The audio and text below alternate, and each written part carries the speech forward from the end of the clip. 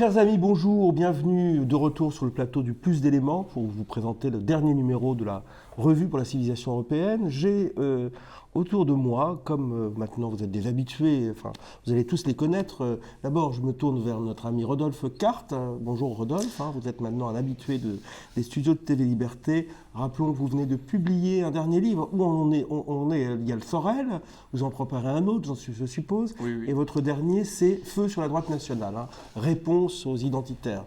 Vous entamez un dialogue avec, et à Conversano particulièrement. François Bousquet, le rédacteur en chef d'Éléments. Bonjour Olivier. Bonjour François, je rappelle que vous avez publié, parce que je ne l'avais pas signalé la dernière fois, le livre est toujours en librairie, sur Alain de Benoît. Voilà, d'introduction, Alain de Benoît à l'endroit, évidemment. Notre ami Patrick Louzinqui, bonjour Patrick, directeur artistique d'Éléments, et le marquis de la Dèche, Christophe André Maxime. Bonjour à tous.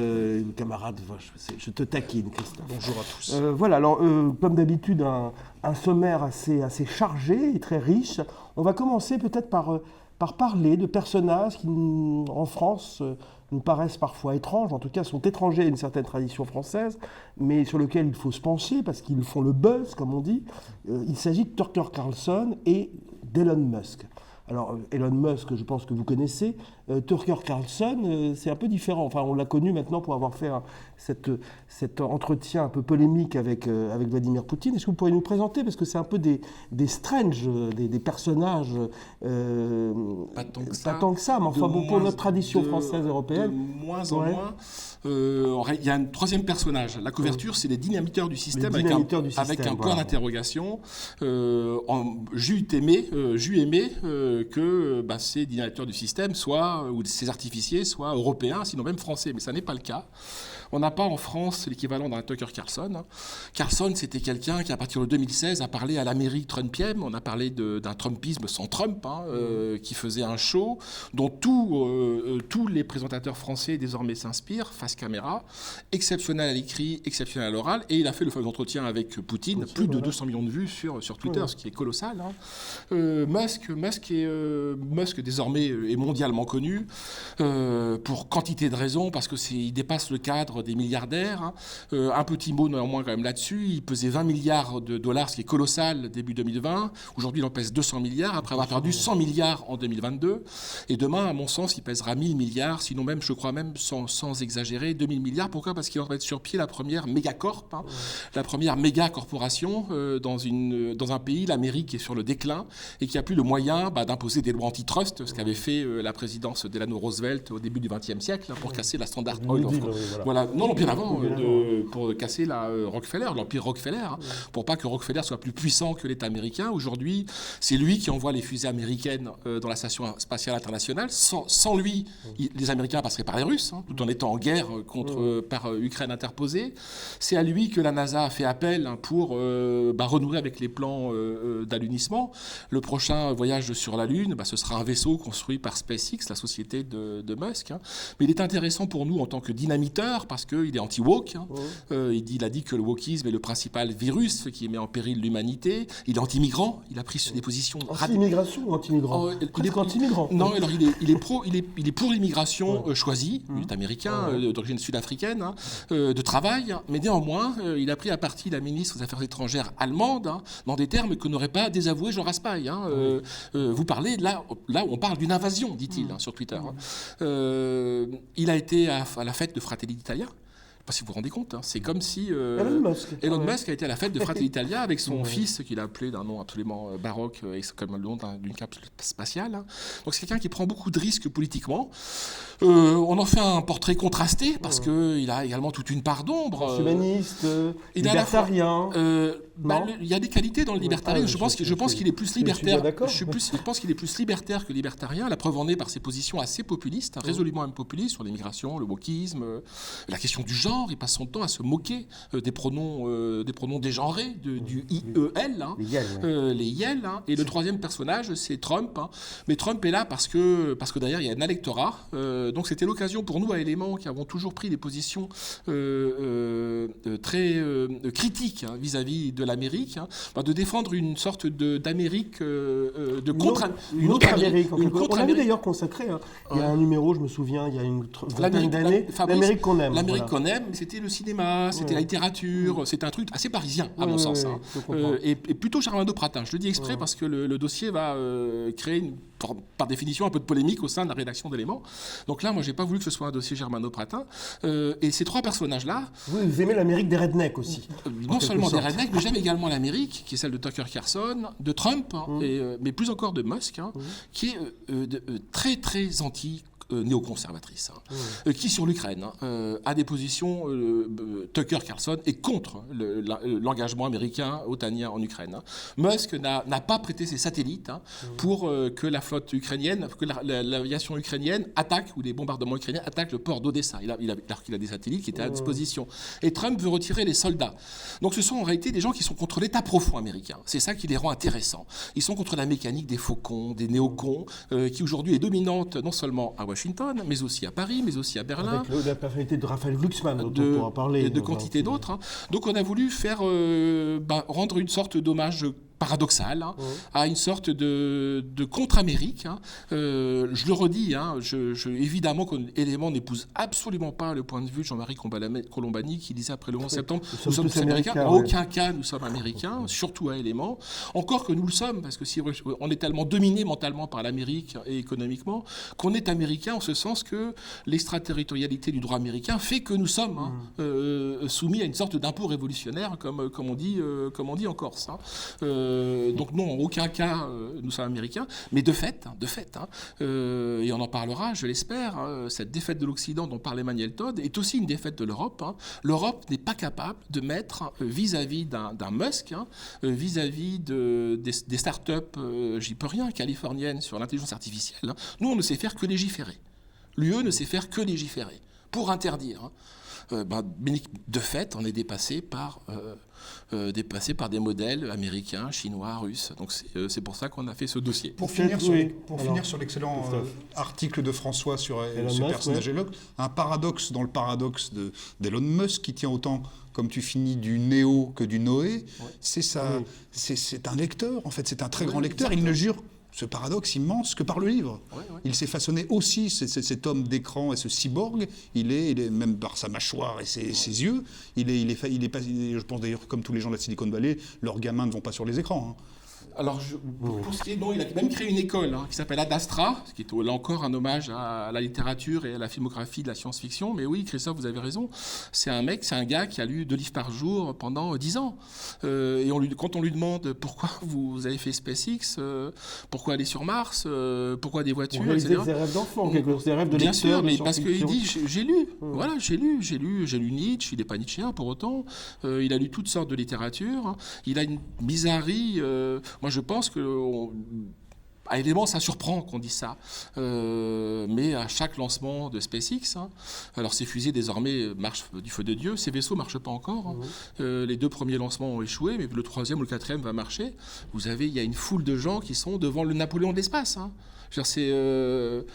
Alors bon, il est fascinant parce qu'il crée vraiment... Moi, je suis un fou de SF. Et dans la littérature cyberpunk, et on le voit dans Blade Runner, le film, pas le livre, il y a la Tyrell Corporation. Dans la cyberpunk, on parle de méga corporations. Ce sont des méga sociétés qui sont plus grosses que les États, ce qui est très inquiétant pour nous. Ce sont les nouveaux empereurs, J'en parle, c'est une nouvelle féodalité.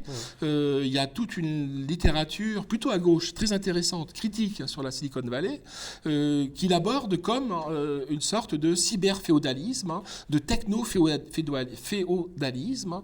L'Amérique s'effondre, l'Occident s'effondre, mais pas l'extrême Occident. C'est-à-dire que la pointe la plus avancée de l'Amérique, qui est vraiment le pays de la frontière, l'Amérique avec un F majuscule, depuis toujours, qui attire nos savants, qui les aspire, c'est pour les balancer en Californie. De la Californie, on va se projeter dans l'espace. Il faut savoir que Elon Musk n'est pas américain au départ. Il est Sudaf. Et ce qui va être intéressant dans la prochaine élection américaine par rapport au premier mandat si Trump est réélu, élu, pour une deuxième fois, c'est que là, Trump a mis la main mise sur le Parti républicain. Ouais. C'est-à-dire que... Il a éliminé tous ses adversaires, là, oui, c'est vrai. Tous ses adversaires sont éliminés, la Cour suprême est plutôt de son côté, etc. Donc il va pouvoir vraiment... Il pense sincèrement qu'à son premier mandat, en fait, le système américain l'a bloqué.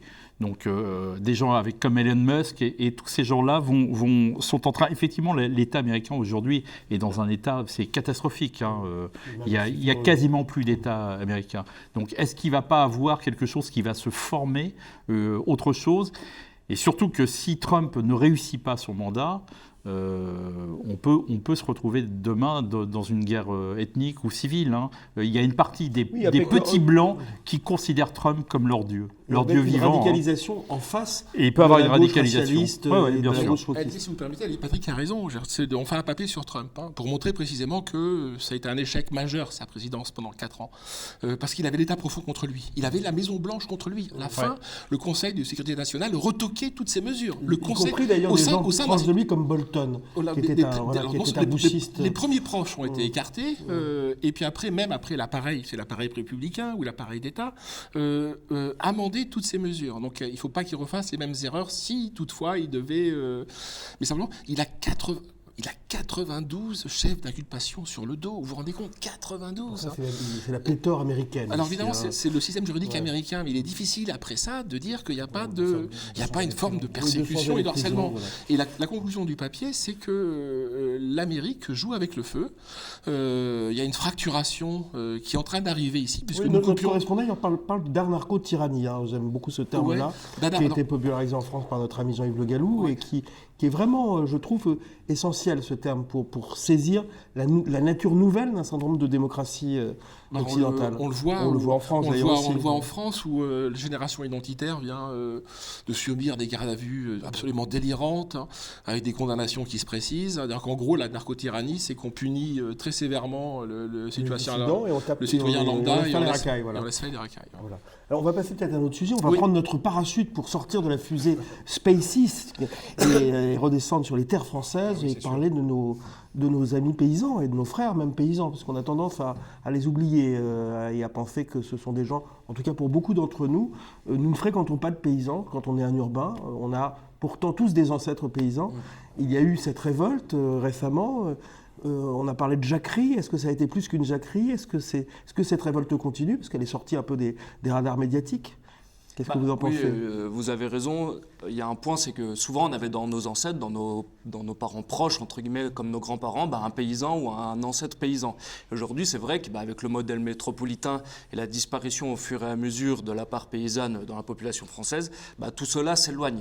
Et pourtant, la France, justement, s'est constituée, notamment au moment du 19e siècle, sur une paysannerie. C'est les travaux du sociologue Henri Mandras qui a bien expliqué la fin de la disparition de ce monde paysan. Et on avait déjà évoqué dans des émissions, je me souviens quelques mois auparavant, déjà les révoltes qu'on avait eues chez les viticoles, où vous savez, il y avait eu l'arrestation, voilà exactement, des actions assez violentes, assez intéressantes, illégales, où on arrêtait les marchandises espagnoles et ce genre de choses. Et donc oui, c'était comment dire, l'annonce de ce mouvement, alors bon, qui, comme d'habitude, comme tous les mouvements sociaux aujourd'hui en France, a été, comment dire, digéré par les organes institutionnels qui sont les syndicats. Là, on a donc la FNSEA, mais on a exactement la même chose du côté social avec la CGT. Mais par contre, là aussi où ça nous met, quelque part, ça doit un peu nous choquer, c'est que oui, on voit vraiment la disparition d'un ancien monde. C'est vraiment l'ancien monde sédentaire, terrien, enraciné, pour passer justement sur le modèle des fermes aux 1000 vaches. Guillaume Travers avait déjà fait un article il y a quelques numéros justement sur ces multinationales qui faisaient une prédation sur les lots. Et justement, ce qui est intéressant, c'est que la paysannerie française avait conservé cette tradition des petites propriétés. Au 19e siècle, il y a David Todd, le fils d'Emmanuel, qui avait bien montré qu'au sein de la société française, il y avait eu ce débat politique, mais aussi économique, entre les libre-échangistes et les protectionnistes. Et le modèle qui avait été conservé en France, c'était celui de la petite propriété. C'est vraiment de la multiplication de la petite propriété contre le modèle, on va dire, anglo-saxon, des grandes propriétés et des consommateurs. Et aujourd'hui, mine de rien, on voit que là, une fois de plus, comme sur le sujet géopolitique, petit à petit, on a un alignement des pays latins qui perdent leur identité. Et là, le cas de la paysannerie a été, à mon avis, assez assez probant justement pour montrer que là aussi les Français deviennent une fois de plus des Américains comme les autres, des Anglo-Saxons comme les autres. Et cette opposition terre-mer a toujours été aussi une tradition forte au sein de la nouvelle droite. On a toujours défendu le modèle terrien, enraciné, de l'aristocratie, de la paysannerie. Là aujourd'hui on voit qu'on commence à être balayé, même sur ce domaine-là qui est assez spécifique, qui est celui de la paysannerie. Merci. Sur la question des paysans, j'aimerais quand même noter pour nos téléspectateurs, pour nos auditeurs, que nous avons la chance d'avoir dans notre rédaction un Daoud Bourrezala. C'est peut-être une nouveauté depuis quelques années, et d'avoir des grandes enquêtes de terrain, puisque Daoud, dans ce numéro, est parti à la rencontre des paysans de Loir-et-Cher, notamment, autour aussi de Salbris, avec le maire, etc.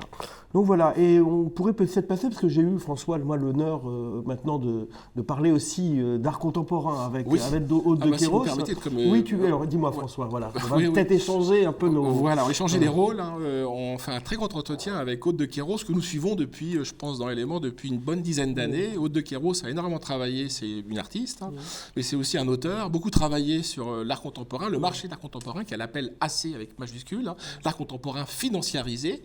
Et depuis très longtemps, elle ambitionnait de faire un livre sur l'art caché. Ce qu'on appelle les dissidents de l'art contemporain. Et c'est ce sur quoi vous l'avez rencontré, Olivier ? Alors, j'ai rencontré Aude de Queyros à plusieurs reprises, puisque je la connais depuis assez longtemps, mais je l'ai recroisée, et puis ce livre sur les dissidents de l'art contemporain est paru, et ça m'a immédiatement donné envie de l'interroger. Ce qui est intéressant, c'est qu'il y a une nouvelle situation aujourd'hui de ces dissidents de l'art contemporain. Dans les années 80 et 90, l'État, les marchés financiers, et en France, l'État, imposer vraiment cet art conceptuel, cet art du rien, qui au fond d'ailleurs ne sont des gens qui ne font que répéter de manière très routinière les provocations de Duchamp ou d'un Joseph Beuys dans les années 70. Et il y avait pourtant cet art caché qui continuait grâce à quelques galeries, quelques collectionneurs à exister. Je parlerai tout à l'heure, je pense d'un artiste vivant très important qui s'appelle Pascal Vinardel, mais il y en a d'autres, François Legrand, d'autres qu'on a souvent parfois en province, dont je ne connais pas forcément les noms. Et avec l'émergence d'Internet, c'est pas le paradoxe d'ailleurs, Internet a permis, notamment avec des sites, avec les réseaux sociaux, de diffuser cet art qui avant était même étouffé par les médias, puisque que ce soit dans l'IB, dans Le Monde, dans la grande presse, y compris même malheureusement dans le Figaro, on ne parlait pas de ces artistes vivants. On ne parlait pas de cet art, et qui pourtant j'en montre... Vous parlez du Figaro, cela étant dit, j'avais lu un entretien avec Eugénie Bastier avec Vinardel. Est-ce que vous pouvez dire un mot sur Vinardel ? Parce que dans l'entretien fait 3 pages, et on se sert de 2 tableaux de Vinardel pour illustrer. Alors voilà, magnifique, superbe Vinardel. D'ailleurs, j'en profite pour vous le dire, puisque l'émission va bientôt être diffusée, qu'il y a en ce moment, pour nos amis du Sud, une rétrospective des œuvres de Pascal Vinardel, Terra Iconica, au Musée des Cultures et du Paysage de Hyères, la banque, dans le sud, près de la Côte d'Azur. Moi, sincèrement, je pense que Vinardel est l'un de nos grands peintres, une peinture intemporelle qu'on pourrait placer certains disent entre Giorgio Chirico et Balthus, mais enfin, on reconnaît immédiatement, les comparaisons ont des limites, évidemment. Je pense que Vinardel a son style à lui. C'est une peinture un peu mélancolique, aussi nostalgique. C'est des paradis perdus. Chaque tableau de Vinardel nous renvoie aussi à ces paradis perdus qui sont des villes comme ça, imaginaires, un peu de Méditerranée. Et Pascal Vinardel, pour le situer un peu, a été très lié à un essayiste qui a compté pour certains d'entre nous, qui est Jaime Samprin, qui était le fondateur de l'Encyclopédie des nuisances et qui avait cette formule pour parler de l'art d'aujourd'hui. Quand c'est contemporain, ce n'est pas de l'art, et quand c'est de l'art, ce n'est pas contemporain. J'engage vraiment nos amis d'abord à lire l'entretien, évidemment, avec Aude de Queyros, se procurer évidemment le livre d'Aude de Queyros, qui est un livre important, qui fait le point, et je crois qu'elle va continuer d'ailleurs dans cette lignée à nous révéler ces artistes méconnus, ces dissidents, et puis simplement aussi pour nos amis qui habitent la province, puisqu'il faut remercier quand même les galeries de province. Nous sommes dans un pays centralisé, mais s'il y a une résistance à l'AC, à cet art conceptuel officiel, à cet art pompier, à ce néo-pompierisme conceptuel, eh bien c'est souvent en province, que ce soit à Angers, moi j'habite Chartres, ou dans des villes du Sud. On sera tout. Mais dans certaines galeries de province où on pouvait apercevoir en effet des artistes qui continuaient à s'inscrire dans la tradition, dans la grande tradition de la peinture européenne. Ce qui est amusant, Olivier, c'est qu'en fait, rien ne change depuis des siècles. Il y a toujours eu un art officiel en France. Aujourd'hui, cet art moderne qu'on monte est l'art officiel et les dissidents sont en fait un art classique. Art classique ou pas seulement parce que, je fais une petite parenthèse, une petite nuance, c'est propre à la modernité, qui a des maudits, qui a un art souterrain, qui a un art caché contre la bourgeoisie, précisément d'État. Après, il y a eu ce miracle de l'Ancien Régime, ou alors de la Rome antique, où les empereurs ou les rois avaient bon goût et entretenaient des artistes. Il y avait des commandes. Il y avait des commandes, et puis il y avait aussi une transmission. Il y avait aussi surtout une transmission du savoir-faire.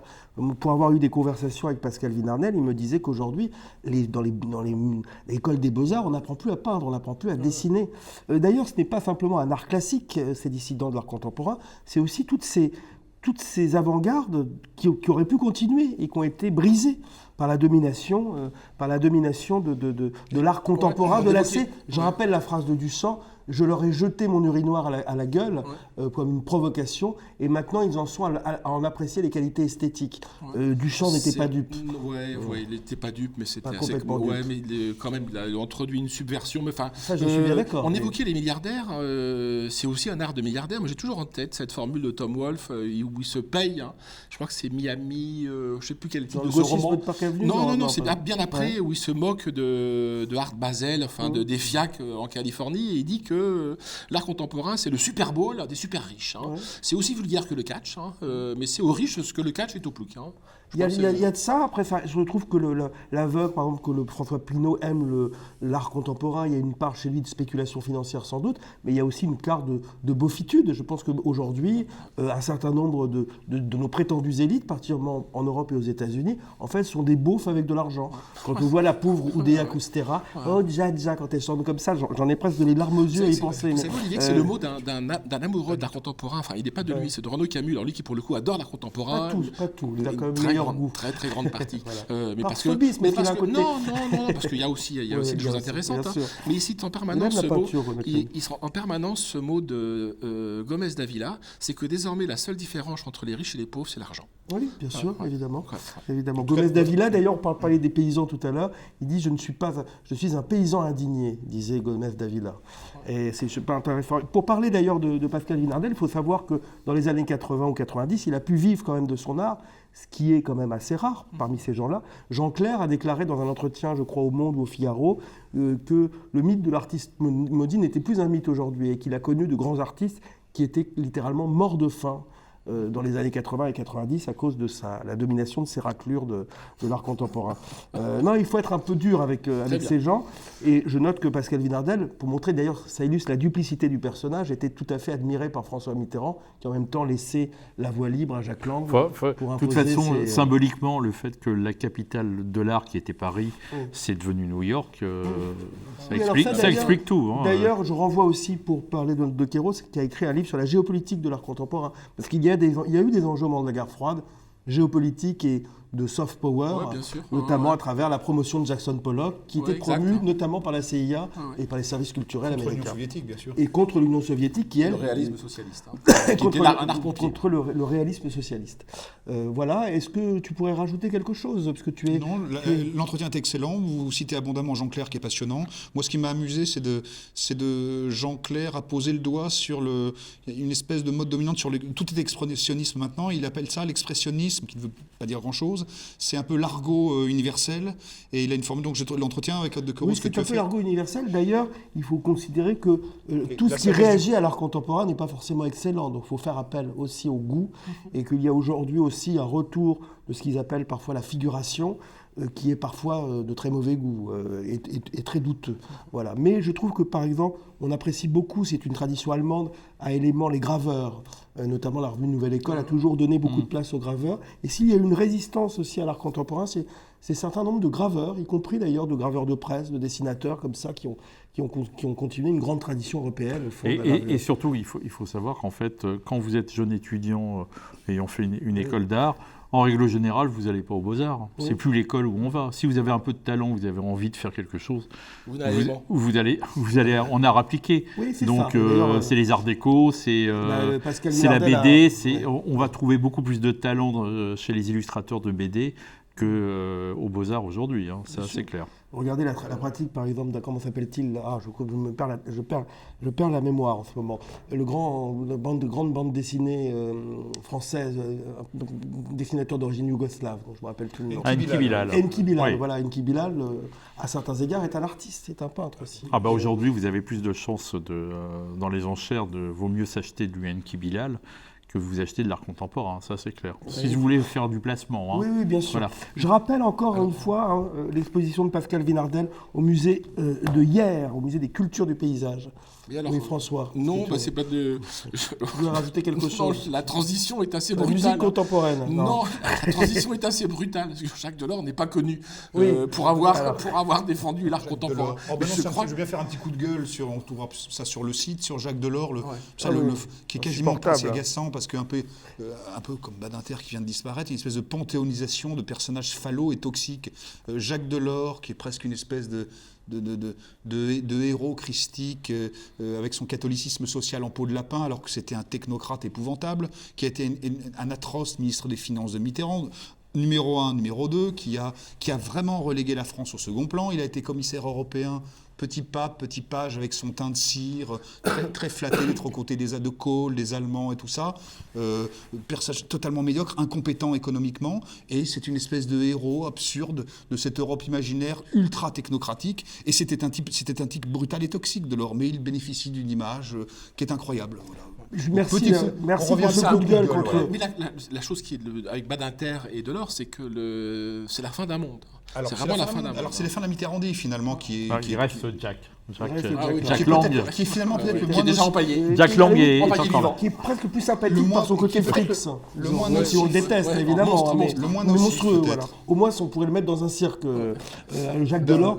Pour tout vous dire, petite anecdote, moi c'est Jacques Delors qui m'a poussé vers la droite, parce que j'étais tellement à l'adolescence terrorisé par cet homme, comme par Badinter, parce que ces gens font peur. On a l'impression qu'ils vont nous donner des leçons de morale toutes les 5 minutes. Et en plus, lâche politiquement, qui refuse d'aller à la campagne électorale de 95 parce qu'il a peur. Je crois que le temps est écoulé, mais ne parlons plus de ces gens-là parce que je vais avoir un malaise. Merci en tout cas, chers amis de TV Liberté, chers amis auditeurs et téléspectateurs. Je vous retrouve dans 2 mois, lors de la parution du prochain numéro d'Éléments. D'ici là, vous aurez le plaisir d'entendre Patrick Luzinski dans cette année-là. Merci à vous. Au revoir.